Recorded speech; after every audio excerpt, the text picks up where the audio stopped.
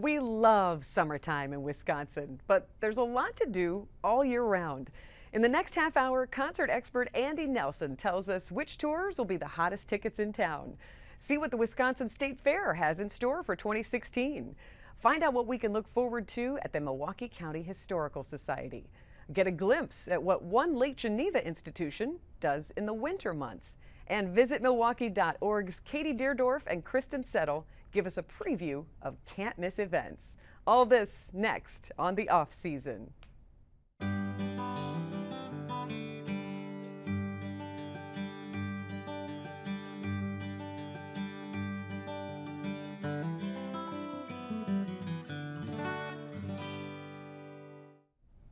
Thank you for tuning in to the Off Season. I'm your host, Sandy Maxx, and right now I'm joined by local music expert and public relations director for the Pabst Theater Group, Andy Nelson. Andy, welcome to the Off Season. Yes, thanks for having me. But is it ever really the off season for a man in the concert business? Oh God, no, absolutely not. Yeah, I just woke up. What time is it? How many venues are you working with at the Pabst Theater Group? So the Pabst Theater Group, we either own, operate, or promote and market over 400 shows in an annual year across the Pabst Theater, the Riverside Theater, and Turner Hall Ballroom are our main venues. But then we've been going into the Buma Harris Pavilion on the Summerfest grounds. We just had our first Bradley Center show last year with Amy Schumer. I've been going to Collectivo, so it's all over the place. That's great. Yeah, big. I mean, Amy Schumer, blockbuster. It was our first arena show ever. It was really? Right here in Milwaukee at the Bradley Center. Yeah. Wow. Yeah. Congratulations. I mean, somebody worked hard to get her here. It was fun. That's cool. Yeah. And then also, so managing a blockbuster show and then the Collectivo backroom shows, I mean, very intimate. Yeah, it's sort of all over the place. You know, we've started doing outdoor shows as well. We brought things like Lebowski Fest to Milwaukee, which is really great. I have been. I've enjoyed. Called Classic, the Big Lebowski, obviously. And there's always great music at Lebowski Fest. There is. Here Come the Mummies. I mean, yes. There's some great stuff. It's a huge. It's an awesome thing, and I guess that's really what we do. That's why I like to think that we do. Is we bring people to downtown Milwaukee and we show them a good time and they have fun in our city.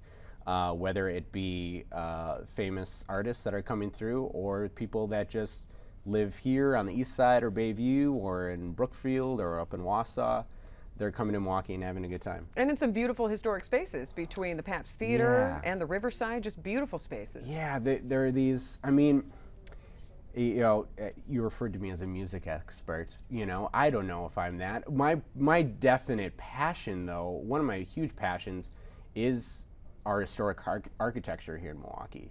And that was one of the things, you know, I've been working with the Pabst Theater Group for 8 years, and that was one of the very first things that brought me there. It was my passion for these historic buildings, that these can happen, these entertainment can happen on these legendary stages. And that's really part of the magic of what happens, is that these buildings were all faced with demolition at one point, and now life is put back into them, and they're going to be around for at least another century. I mean, there's so much life into them. And there's treasures. They're Milwaukee landmarks. Yeah. So what entertainment are you looking forward to in these beautiful landmarks? What shows are you most excited about? Well, let's the one I'm probably most excited about coming up, and this speaks to sort of the unique programming that we do. It's not only rock stars.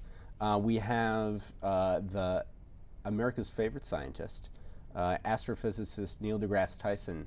He's coming to the Riverside Theater this spring, and really excited about that show. We had it last year, and this is a totally new show that he's bringing. It's called An Astrophysicist Goes to the Movies.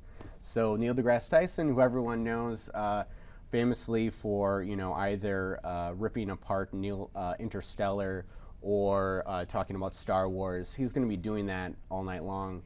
And it's really an amazing night, because at the end of the night, we're really, you know, 2,500 people are coming out to listen to a guy talk about science. I would say it's a terrific experience of learning and entertainment, you know, in a historical space. He's an entertaining guy, too. An enriching evening all the way around. Who else is coming to town that you're excited about? Well, we also have Turner Hall Ballroom, which is, you know, other than these historic theaters we have, the Turner Hall Ballroom is this venue that was built in 1882. That's this burnt-out German dance hall. So it's just gorgeous, unique space. And coming this spring is Charles Bradley. It was a really, really unique story to him. He was a James Brown impersonator. He's now 67 years old, and this record company called Daptone Records, he put out his first album ever at the age of what? He was 63, 64 in 2011. Really? And he was homeless for a while, and now he's like basically a rock star, selling out venues across the country 4 years later. There's a documentary on him. It's awesome. And Charles Bradley? Yeah, Charles Bradley. Soulful kind of guy, really, it sounds really like. incredible show. One of the best live shows around for sure. Yeah, so that's going to be really special. At the Pabst Theater, we do a ton of comedy. Like I mentioned, Amy Schumer. Milwaukee is one of the top flight comedy destinations in the entire country. We do a ton of it. And one of Milwaukee's favorite comedians, Louis Black, who's been here many, many times, is coming this spring as well. He's doing 2 shows here, so that's going to be a really special And show. during an election year, he will have quite a bit to say. Yes, you know he's going to be on fire and very angry. He's going to be very, very angry. So those are a few shows that I'm really looking forward to. Are there any annual shows that you can recommend? Oh man, New Year's Eve always seems to be a rockin' time. New Year's Eve does seem to, well, I mean that is an awesome time. I mean it's a ways out, but that is probably our best annual show is Jim Gaffigan. Speaking of comedy, he comes every New Year's Eve, and that's really, really special. And this year, 2016, is going to be his 10th year. So it's going to be a decade long of Jim Gaffigan coming to Milwaukee and spending New Year's Eve here with And why exactly did he choose Milwaukee? Well, it's real simple. His wife is from here, so he's got to appease the wife, right? Happy wife, happy life. Yeah, Judy Gaffigan, she does a lot of his writing, and a lot of her family still lives here. But yeah, and we're just super lucky that he's come back here to celebrate the holidays, and while he's doing that, he plays these multiple shows here in Milwaukee, so it's pretty cool. That's probably my favorite annual show. Andy Nelson, you've just proven that Milwaukee is fun all year round. Andy Nelson of maybe the as fun as a shirt. I don't know. Of the Pabst Theater Group, Andy Nelson, thank you so much for joining us and Absolutely. sharing with us what's fun about Milwaukee. Of course, thanks for having me. Enjoy the Wisconsin State Fair over the course of 11 days. But for the men and women that work for the fair, it's a year-round event. I always get asked the question, well, what do you do for work? And nobody realizes how much we have going on here and how much, not only how much we do have going on here, but prep time that it takes for the fair. I think it's real easy to just think of it as the 11 days of the fair, but there's a tremendous amount of time and work that goes into planning a good event. To put on a million-person plus 11-day event is a year-round event. While the fair is happening, we're planning for the next fair. The economic impact that State Fair has on the community doesn't stop when the last person walks out of the gate on the last day of the fair. We provide a lot of jobs, and there's a lot of people to put on this event. The fair itself takes, in my history, it takes about a year and a half to plan. It's a lot of work, a lot of planning. By the time we get to fair the next year, it's all in place, and so we try to enjoy the fair as much as the people enjoy the fair. While fairgoers are enjoying the 2016 State Fair, they may notice some measures that were taken by the Wisconsin State Fair to be more environmentally friendly. We're getting rid of the majority of all our overhead lines through the park, and so it'll be a lot cleaner. There'll be new LED lighting throughout the park, so a lot more energy efficient. Even while the fair is still going on, employees are already figuring out how they can make next year's State Fair even better. We do surveys of our patrons. We do surveys during the fair, but then we also send out email surveys and things like that. And then we also start working pretty quickly on concerts. The person responsible for booking all of the great concerts and entertainment that you'll find at the Wisconsin State Fair is Bruce Sullivan. A lot of time on the phone, doing a lot of research, trying to get the best acts we can for the Wisconsin State Fair. Once I pretty much solidify the entertainment for the current fair, I'm already looking at the next year. If you're on a budget but still want to have fun at the fair, members of Wisconsin State Fair Park staff are also working right now to make the Wisconsin State Fair affordable for everyone. We do a promotion with the brewers. We have a package with them. We have a package with the Admirals. All of those things happen in the winter and the spring. We also have a State Fair street team that we start sending out to different events to give away tickets and things like that. We start that in the spring as well. One thing is for sure, employees at the Wisconsin State Fair are working hard year-round to keep the State Fair fun and full of variety. We don't like sitting anymore and just saying, well, it's a State Fair, people are going to come. We want to do new things for people. Where else can you go and have great entertainment and animals in the same place? So it's a great thing. For more information on all the fun at the 2016 Wisconsin State Fair, visit wistatefair.com. Joining me now is Ben Barbera, curator at the Milwaukee County Historical Society. And Ben, you're curating one of the best exhibits I have ever heard of. What is the ongoing exhibit right now all about beer? Yes, right now we have an exhibit about the history of beer and brewing in Milwaukee. It seems to be a really good fit for the city and sort of the burgeoning beer culture that is happening right now. And the name of it is Brew City? Brew City MKE, Craft Culture and Community. So we really are trying to take a really broad look at all of the aspects related to beer and brewing and enjoying beer and camaraderie and all those things. Who came up with this bright idea? I mean, this is one of those ideas that's going to appeal to everyone in this city. Right. I mean, in some ways it was organic. It's our best collection. The artifacts that are related to it it was really well organized by one of my predecessors, and it just was fitting for the times. And I mean, we kind of just came by the idea naturally. It made sense. When you say best collections, I think it's quality and quantity. How many pieces in this exhibit are there? Roughly 1,000 pieces, because we have a lot of bottles, a lot of cans, a lot of artwork, advertisements, things like that. And then we probably have another 1,000 or so photographs and images. So yeah, we really took advantage of our artifact collection and also our photograph collection. Did you collaborate with any of the other breweries in town? Yes, so we have sponsorship from Miller Coors, sponsorship from Pabst and Sprecher, and we worked with some of the other smaller breweries to get to borrow items in. We also worked with Pabst Mansion and a couple of local brewery historians as well. And I mean, beer is almost the lifeblood of this city.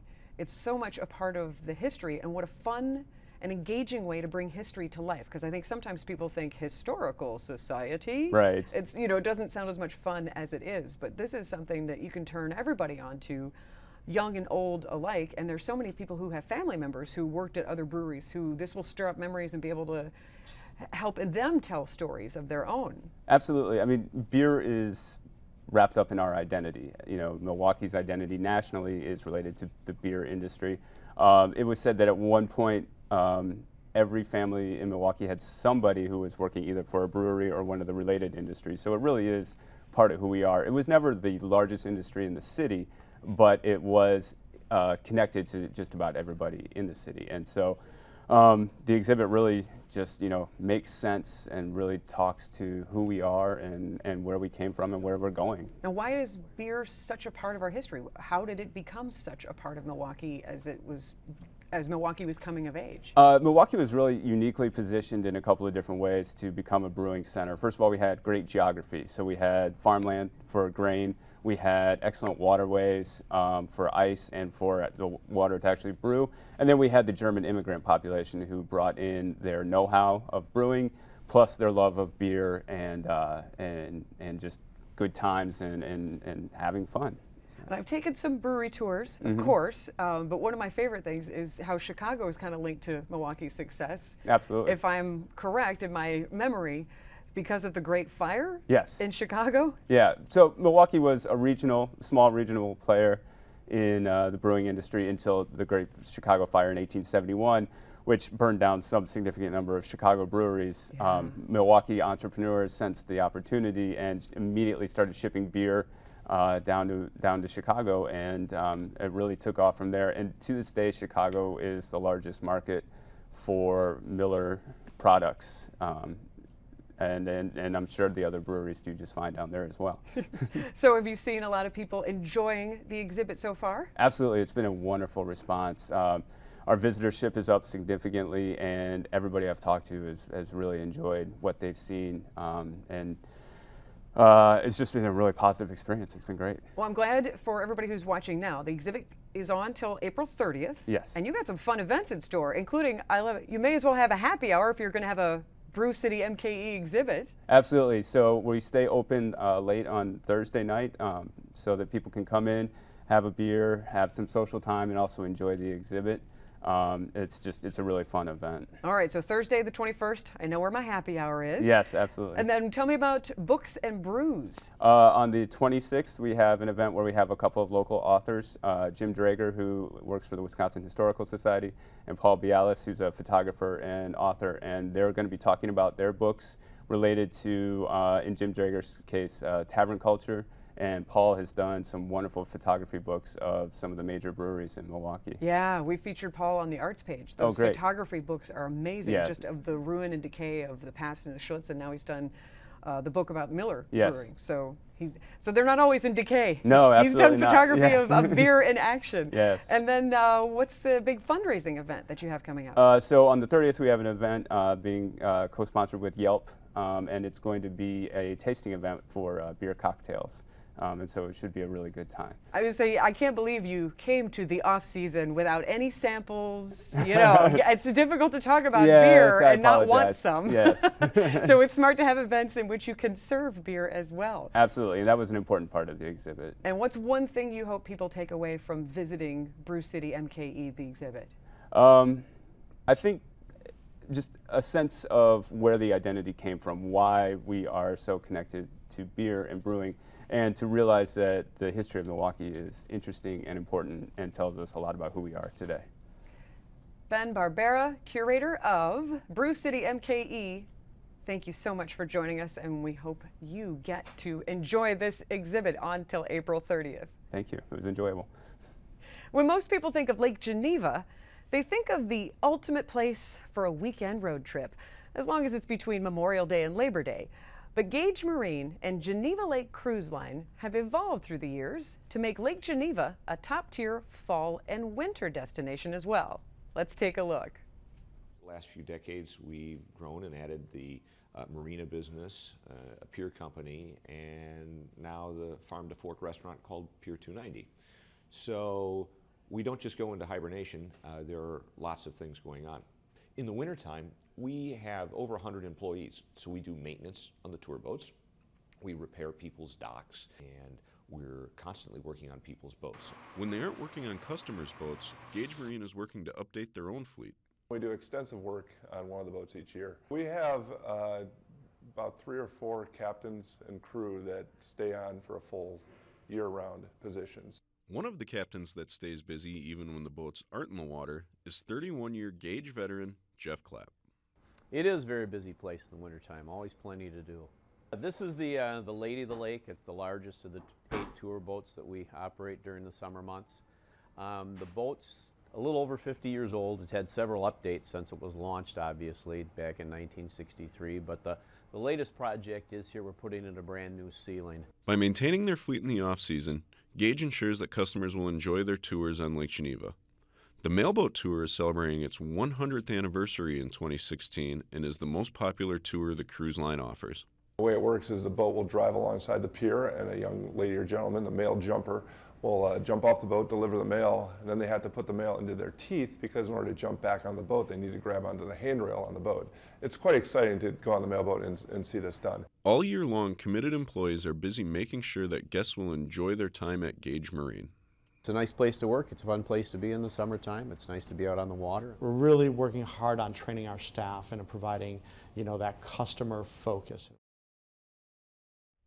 For more information on visiting Lake Geneva and Gage Marine, you can go to their website, lakegeneva.com. Now joining me in the studio are Katie Deerdorf and Kristen Settle of visitmilwaukee.org. Welcome, ladies. And I love it that you're here because I feel like you two are the authorities on all the fun festivals in the city? Our jobs certainly are fun at Visit Milwaukee. You know, we're responsible for helping to bring business to the city and leisure travelers to the city, so we know all the great things that are happening. All right, so what are some of the historically most popular festivals in Milwaukee? Well, Milwaukee is known as the city of festivals, and so starting in June, we have Pride Fest, and then running all the way through the end of September, there are over 17 ethnic festivals that are happening within the city. So that could be Polish Fest, or Festa Italiana, or Mexican Fiesta. And then obviously our most popular festival would be Summerfest, which is happening at the end of June this year. And that is 11 days of music on 11 stages, all taking place on the lakefront on our 75-acre permanent festival grounds. Why do you think those historic festivals are so popular year after year?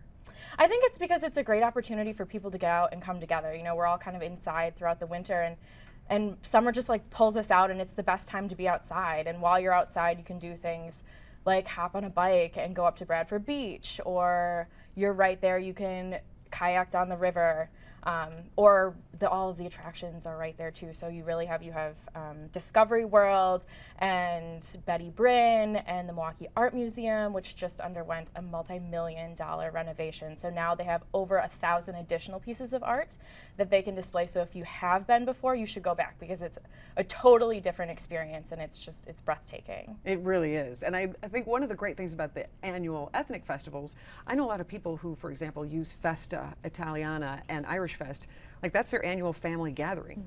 Means you don't have to, your house doesn't get dirty, you just all meet at the same place, stroll around, get some great entertainment. I know my summer isn't complete if I don't polka at Polish Fest, so I think they kind of become annual traditions for a lot of people. Yeah, and I mean, even Irish Fest to me is one that I go to year after year, and I'm not even Irish. It's just like a really great opportunity to go out and explore some different cultures. But it is nice that you are welcome, because sometimes it's like, well, I'm not Italian, can I go? It's like, oh Right. yeah, come on down. Everyone's invited. Stroll along the lakefront. What are some festivals that you think are particularly family friendly on a budget? Well, you know, I have 3 kids, so we're always looking for family-friendly opportunities. All right, little mama, then yes, you are an authority on this. This is my wheelhouse. So, you know, every festival has either a discount opportunity, whether it's donating a can of food or bringing in another item for donation, or bringing in like a box top or a lid or a grocery bag. They also have a lot of free hours at certain festivals, so even if you just come between like noon and 3, you can get in free. And then especially with the ethnic festivals, there's lots of free opportunities. There's lots of free tickets around town as well. So not only the lakefront festivals, but also Wisconsin State Fair offers a ton of great opportunities for families to get in for free or discounted rates, which is really great. We're always looking for good deals here in Milwaukee. We appreciate that. In addition, there's a lot of lakefront activities that are free for families as well. So the museums all offer free days. Betty Brinn, Discovery World, and the Milwaukee Art Museum all offer free days for families. Even strolling along the lakefront is a good time for families. There's a lot of sites to take in. You can hang out on Bradford Beach. So that's a really good opportunity. The Milwaukee Public Museum also has free days. So there's a lot of family-friendly things that you can do that are affordable. It's just looking out for those. Yeah, it's just keeping her eye out for those. The Visit Milwaukee runs a website, Milwaukee365.com, and they have a lot of events happening there. And then within those events, you can find opportunities for discounted admission. And that is a great website, because you can search by date, you can search by category. Yeah, the nice thing about Milwaukee365.com is that it's populated by the people who are hosting the events. So, you know, whoever is having the event is the one putting all their information on there. And so it has a ton of information about when the event is being held and how much it costs to get in, and what the reviews are, if it's family friendly or not family friendly. So it's really great. It's a great resource for people. And we've been talking about the off season and enjoying Milwaukee all year round. So Milwaukee365.com. It reiterates that idea, you know? It does. You know, Milwaukee is great in the summer. We love it in the summer, but Milwaukee is one of those towns that is great all year round. Yeah. There's always something to do. We embrace the winter. We may do some indoor activities, but we also get out there and cross-country ski and go sledding, tobogganing. We love the winter. Fall is a great time as well. The leaves are so beautiful, and people are walking around Schlitz Audubon Nature Center, and the Milwaukee County Park System is great in the fall. And then spring, who doesn't get out and support the Brewers, right? I mean, Yep. Who also offer great family deals and discounts quite often, by the way. So, so there's just so much to do. It's Milwaukee365. Excellent. And we know some of the traditional festivals that we can look forward to. Do you know anything that's on the radar that might be new? Yeah, this year we actually have a new festival. Fringe Fest is coming. It will be here at the end of August, and it's all about live performance. So live music, live theater, live arts, dancing, and that's at Pierre Marquette Park this year. So we're really excited to see how that goes. And when is that?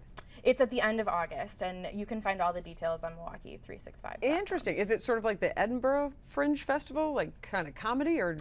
Yeah, and I think they're trying to kind of expand past that. So it's supposed to be all, it's comedy, it's music, it's theater, it's live art. So you really can experience all of it. That is something to look forward to. Yeah. So what is, okay, I'm gonna put you on the spot. What is your very favorite thing to do in the city? Because you, working at visitmilwaukee.org, you know all of them. Like, I think my favorite thing, especially to do in the summer, is to hop on a bubbler bike. And they're all over town, and it's like $3 for 30 minutes. So it really is super economical, and the 30 minutes gives you just enough time to kind of get up to Bradford Beach and grab some ice cream and come back.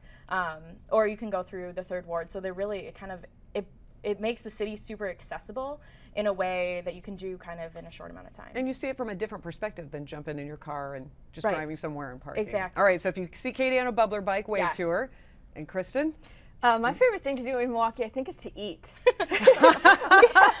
You are not alone. We have so many great restaurants Yeah. in Milwaukee and in our surrounding communities, so I love to go try new restaurants.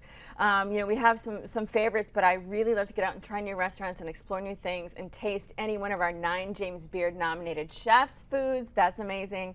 So I think, Milwaukee is so much more than beer, brats, and cheese. We've got some great restaurants in Milwaukee. So I'll be sitting in the restaurant waving at you on your bubbler bike. Bye. So, Kristen Settle and Katie Deerdorf of visitmilwaukee.org. Thank you so much for joining us. We've kind of covered it all. Beer, food, events, the State Fair, Lake Geneva. We've given you lots of great ideas, so please get out there and have fun. That's all the time we have tonight for the off season. Thank you so much for watching. I'm Sandy Maxx.